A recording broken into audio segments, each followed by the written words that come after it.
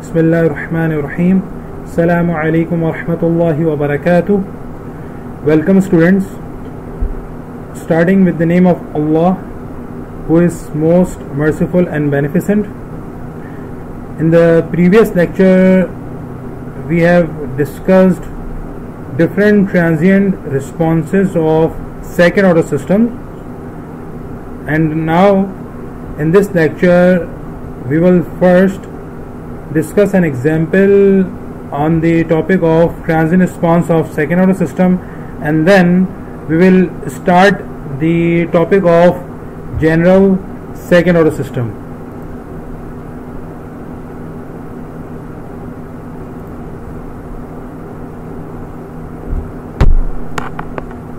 So we have an example.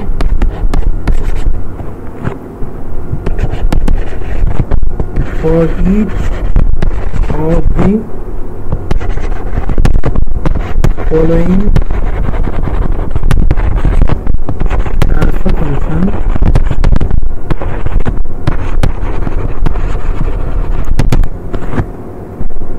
write by inspection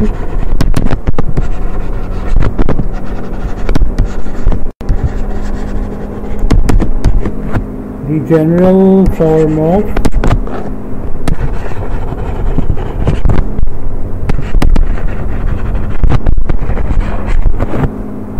these step response.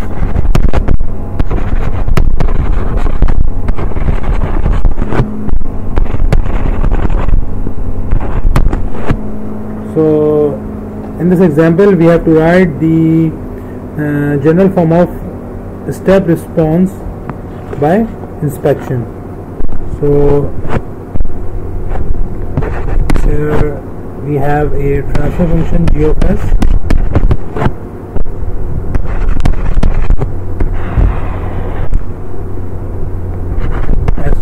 plus 12 of s plus of 400. So since we have to find the general form of step response, so I am calculating its output response for step input. So I can write it as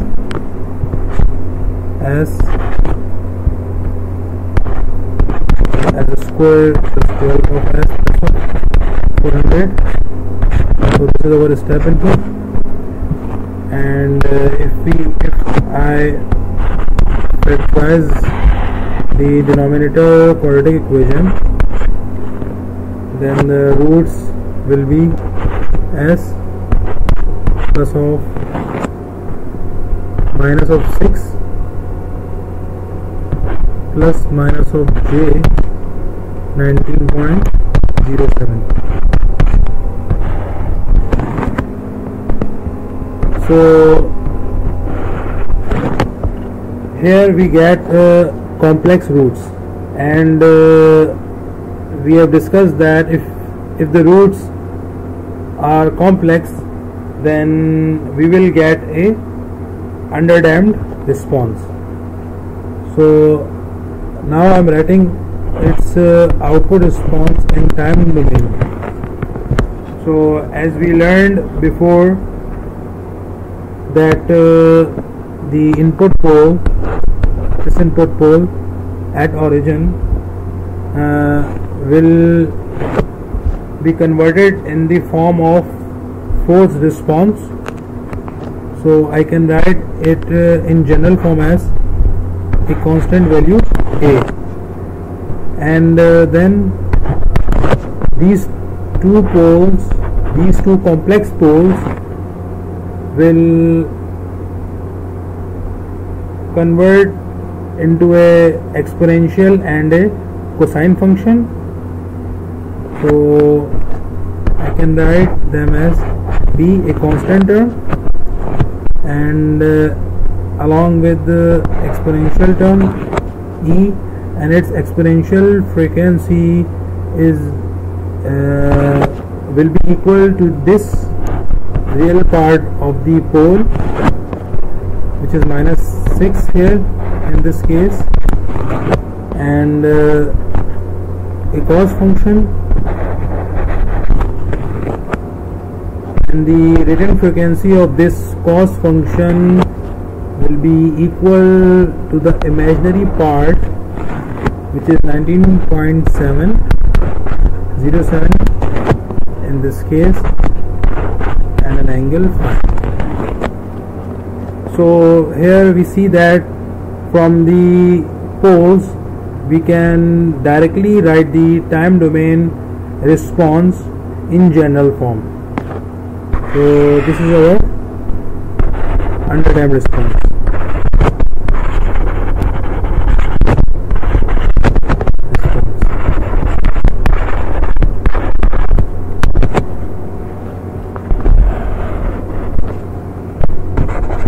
So in B part we have another transfer function.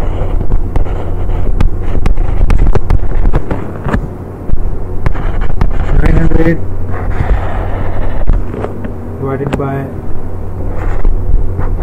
s square plus of 90s plus of 900. So again we apply here step input.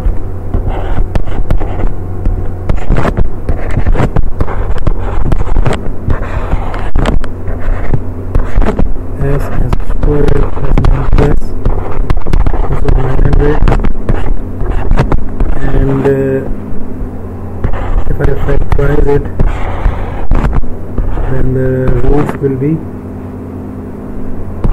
s minus 11.45 and s minus of 78.54. So here we get the real and repeated roots, so the response will be overdamped. Now I can write its time domain output response directly from here. So this pole at origin will give a constant term A, and this pole whose location is at minus 11.45 gives a term which has a constant term, and along with exponential term whose exponential frequency will be equal to minus 11.45, and then again the third term we will get from this pole, and it is equal to a constant term along with exponential term whose exponential frequency is equal to the pole location 540. So this is our overdamped response.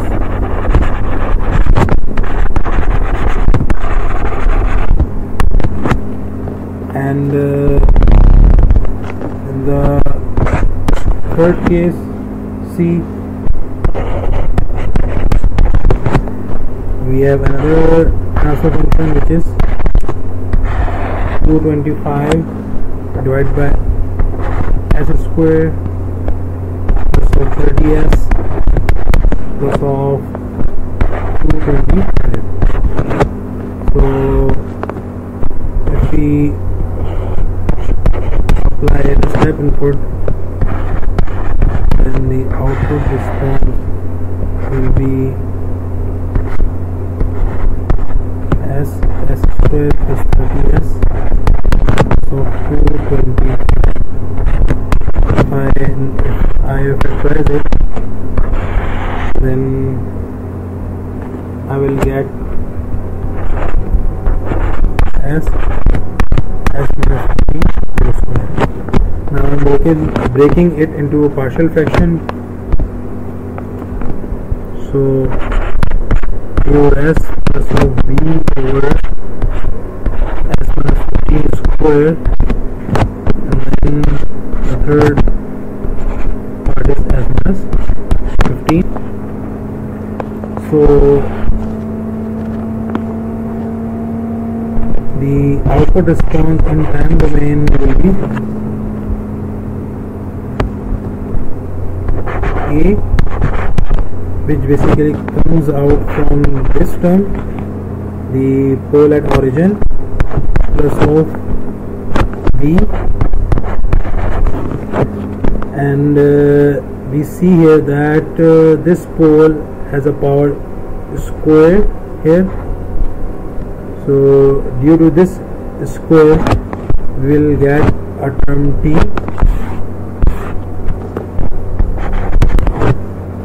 and due to this S minus 15 we will get an exponential term having exponential frequency equal to minus 15t, and then due to this third term we will get C e power minus 15.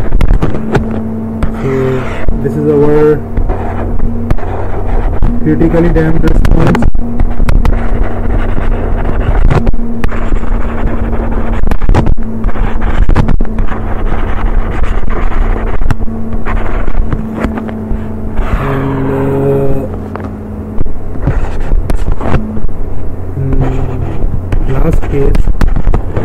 We have transfer function g of s equals to 625 divided by s squared plus of 625. Again we will apply here the step input,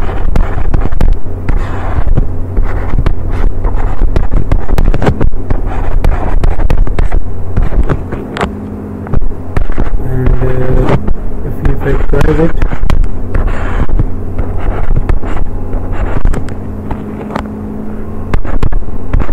we will get the factor as s plus minus 25g. So here the poles are imaginary, and due to the imaginary poles we know that we will get the undamped response. So if I write its output equation in time domain, then it will be look like a constant of A which comes from this pole, and plus of B the constant term, and the cosine function whose radiant frequency will be equal to the imaginary part, this imaginary part of pole, which is 25t, 25 minus of angle phi. So this is our undamped response.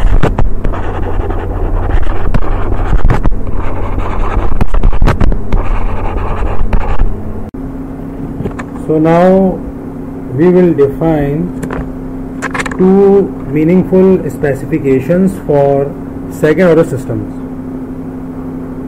These quantities can be used to describe the characteristics of the second order system transient response, just as time constant describe the first order system transient response. These two quantities are called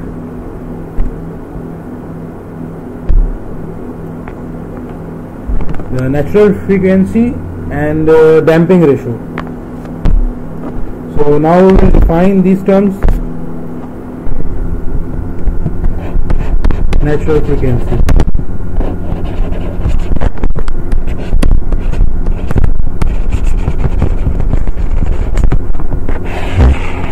It is denoted by omega n.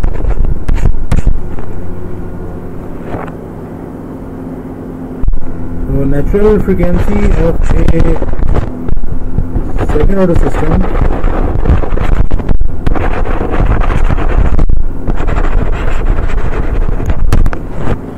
is the frequency of oscillations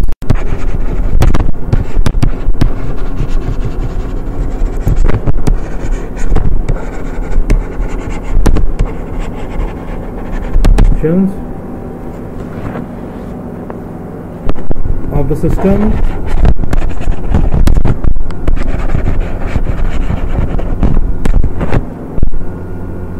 without damping.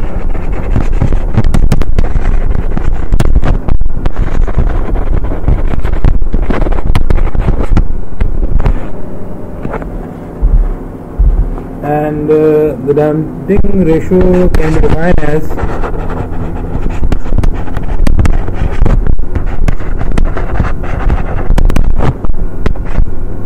zeta. It is denoted by zeta. The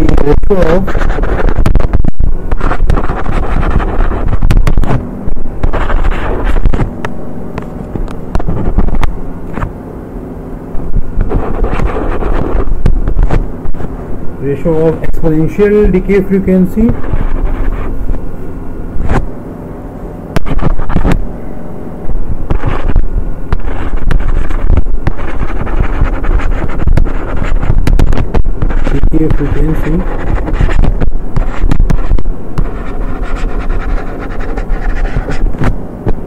to the natural frequency.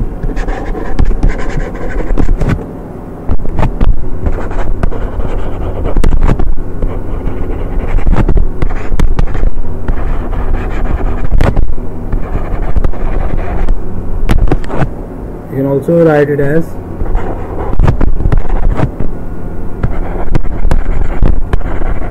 exponential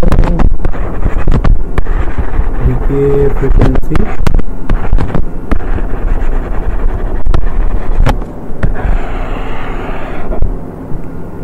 divided by natural frequency.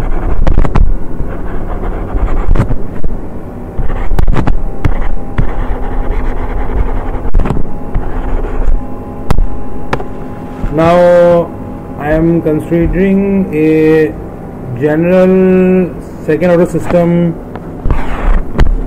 transfer function as we discussed it earlier as well in the previous topic.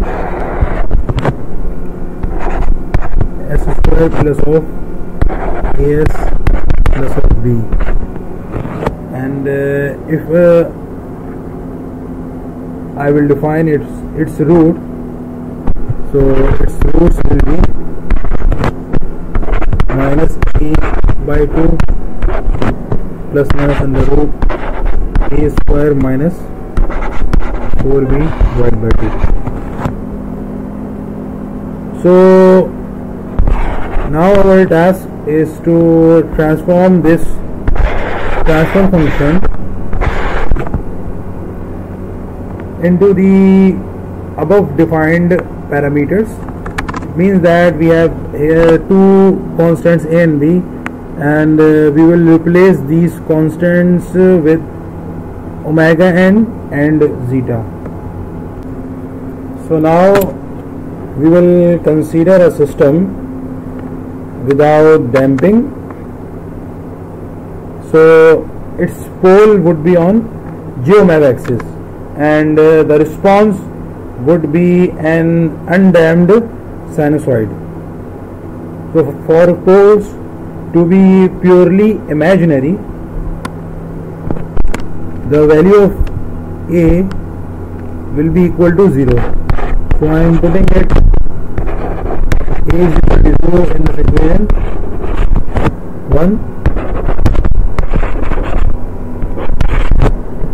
So our transfer function will become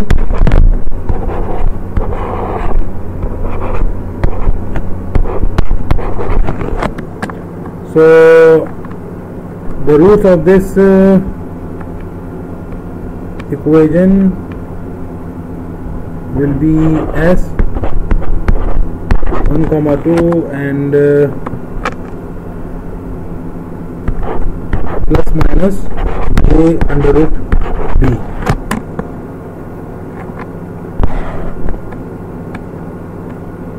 So we know that the frequency of the system is basically equals to the pole's imaginary part. So I can write here that our natural frequency, which is omega n, will be equal to the imaginary part of the pole, which is under root b. And if I calculate the value of b from here, it will be equal to omega n square. And now we assume an underdamped system. So the complex poles of underdamped system have a real part rho, which is equal to minus a by 2 in this case. So rho will be equal to minus a by 2, which is the real part. Here you can see. So we know that zeta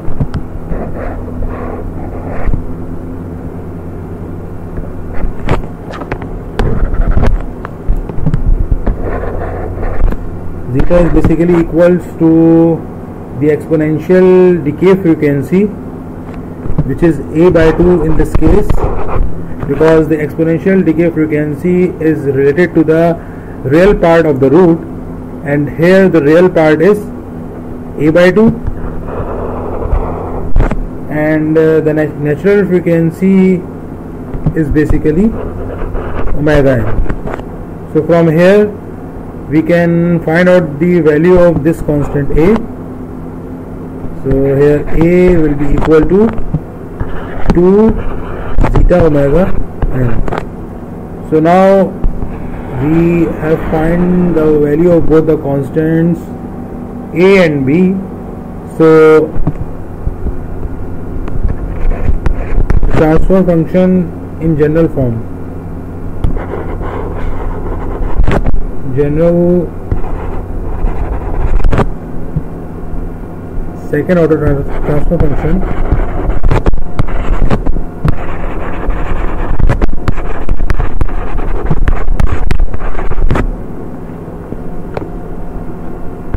will be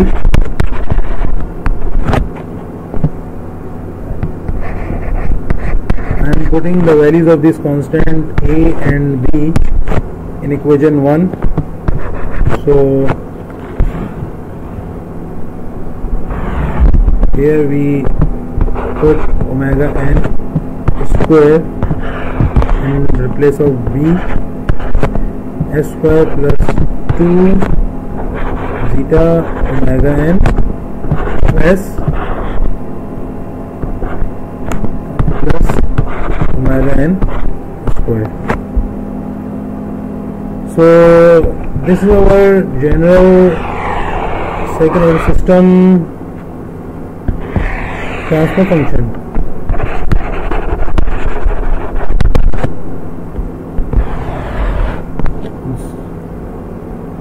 If I write its pole, then it would be equal to minus zeta omega n plus minus of omega n under root zeta square minus of 1.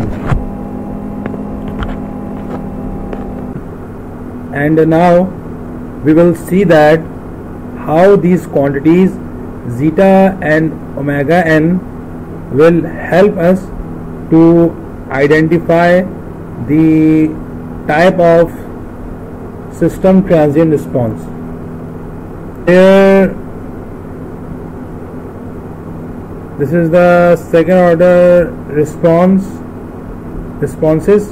as a function of damping ratio, and from this figure it is clear that if we have imaginary poles, so our damping ratio zeta will be 0 in that case, and the response is undamped response. And if we have complex poles, so the value of zeta will vary from 0 to 1. It means that if the value of zeta is less than 1 or greater than 0, then the system response will be underdamped response. And if we have real and repeated poles, so for that the value of zeta will be 1 and our output response will be critically damped response. And finally, if we have real and repeated roots, so for real and repeated roots the value of zeta will be greater than 1 and our output response will be overdamped response. So here we can also see if there is no damping in the system, then the system will be undamped, and if the damping is present in the system but it is low, so the system response will be underdamped response and we have oscillations before approaching to final steady state value. And if we have greater values for damping ratio, then we will get the critically damped and overdamped responses. Now we will solve an example to understand the significance of the natural frequency omega n and damping ratio zeta. So here we have an example in which we have to find the value of zeta and to report the kind of response expected. So here we have a transfer function, and I am comparing this transfer function with our generalized transfer function. So it is clear that here 2 zeta omega n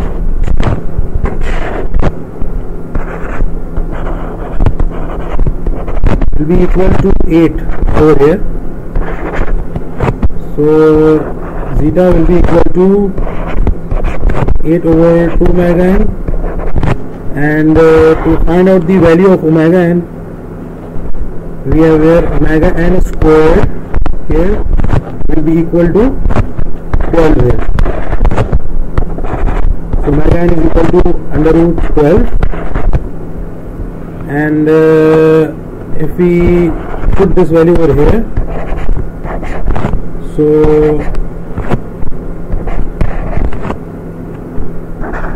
zeta will be equal to 1.15. So here zeta is greater than 1, and we know if zeta is greater than 1, then we get a overdamped response.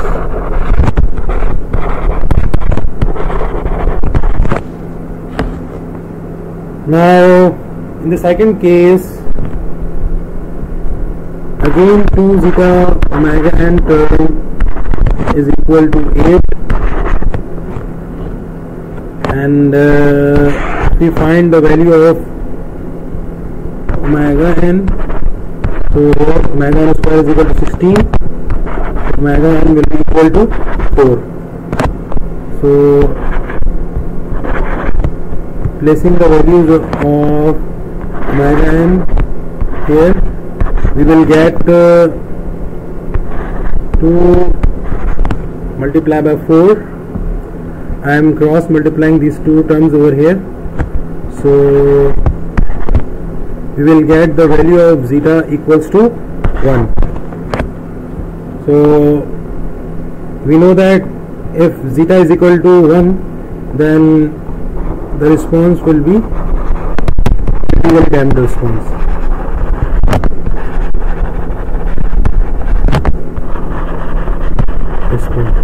And finally, the last case, again the 2 zeta omega n term will be equal to 8, and omega n square will be equal to 16. So I've made a mistake over here. It will be equal to 20.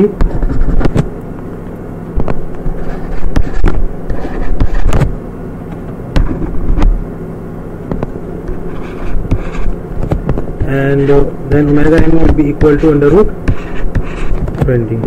So here zeta will be equal to 8 divided by 2 under root 20, and if we divide it, then we will get the value 0.894. So here zeta is less than 1 and greater than 0. So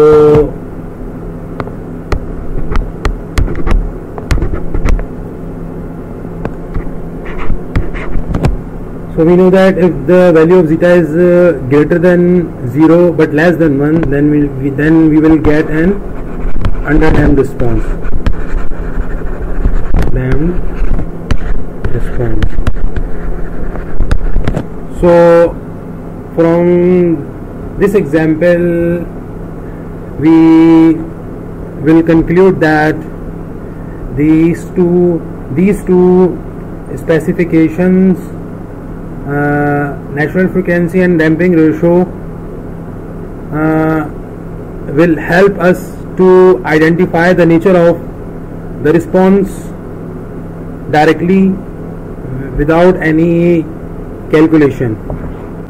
And now we will focus on the topic of underdamped second order systems.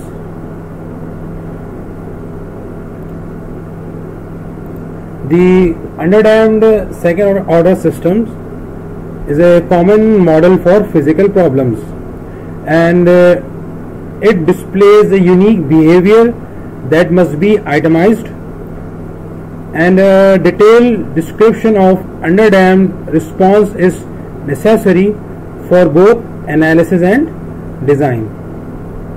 So first we will find out the step response of the general second order system.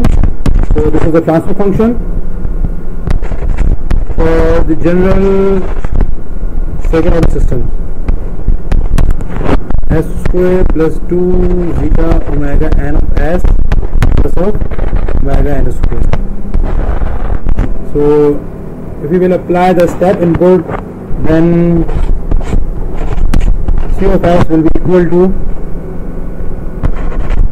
omega n square s square plus 2 zeta omega n of s plus omega n square.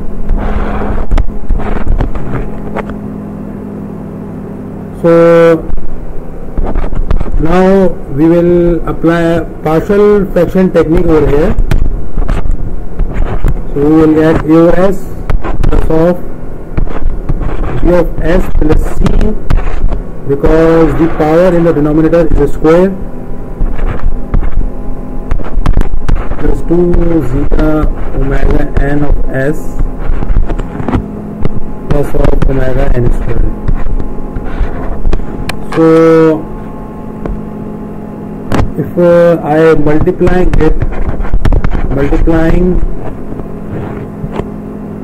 by the denominator value, which is s square plus 2 zeta omega n of s plus omega n square, and also the s term.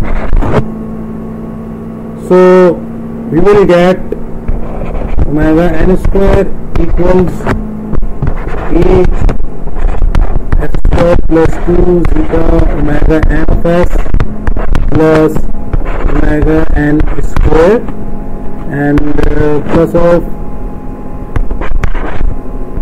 vs plus c multiplied by s. This is our equation 1 and this is our equation 2. So to find out the values of these constant a, b and c, first I am arranging them. So I am multiplying a with s square and 2a zeta omega n of s plus a omega n square plus of b s square plus of c of s. Now if you take the common, then a plus b s square plus the s, this is the s term and this is the s term, so 2a zeta omega n plus of c of s, and then the constant, this is only the constant term, so a omega n square. Now I will comparing the coefficients here, comparing the coefficients, then here a plus b will be equal to 0 because there is no s square term over here, and 2a zeta omega n plus c will be equal to 0 because again here is no s term, and a omega n square term will be equal to omega n square because this is the constant term with no s terms, and here also this omega n is constant without s term. So from here we will get the value of a will be, which is equal to 1, and this equation 1 is equal to 2. So if I put the value of a in equation 1, then it becomes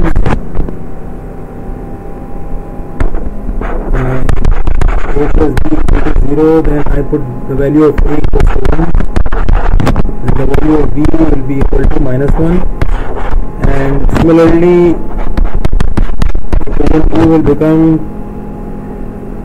2a zeta omega n plus c equal to 0. So the value of c will be equal to minus of 2 zeta omega n, because here the value of a is equal to 1. So if we put these values of a, b and c in equation 1, we will get c of s will be equal to 1 over s minus of s plus 2 zeta omega n divided by s square plus of 2 zeta omega n of s plus of omega n square. In the next lecture we will complete our derivation. Thank you.